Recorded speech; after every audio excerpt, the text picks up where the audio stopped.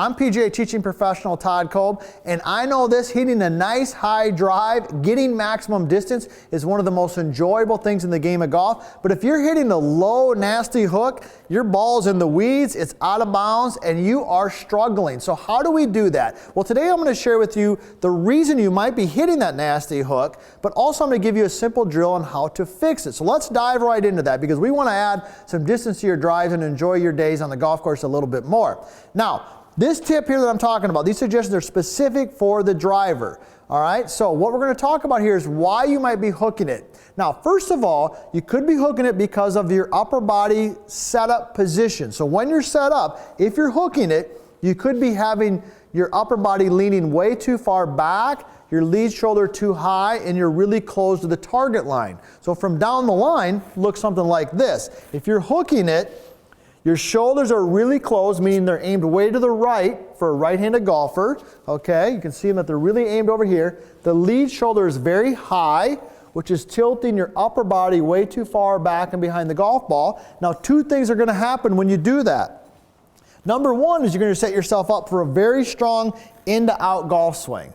Okay, and that can make it a little bit more prone to hooking. But also, typically when people get in this position, they'll take the club back inside and they will really shut and close the club face. So now you've got a closed club face, you've got to swing hard to the right. That is setting you up for that nasty hook. All right, so what do we want to do, or what do good players do? Well, good players do this. When they take the club away, the club head is more in line with their hands. It's not inside their hands and it's not shut. So they've got their upper body in a more neutral position with just a little bit of tilt, all right, which leads them to take the club back a little bit more straight so that the club head is more in line with their hands. Now from this position, they've got a little bit more loft on the club, the ball gets higher in the air, and the swing direction is more in line. All right, so that's kind of maybe why we're hitting the nasty hook and what good players are doing when they're hitting the nice high draw. So what's the drill you can do? Well, pretty darn simple. I just took the head cover off my driver, and you'll notice I just put it on a straight line back from the ball, right down to my target line. So I take my regular setup, I've got just a little bit of tilt, okay?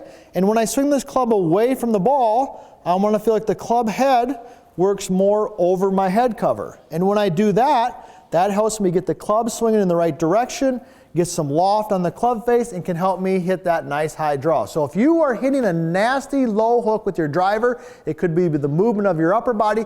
This tip and these suggestions is going to eliminate that and add 10, 15, maybe even 20 yards to your drives.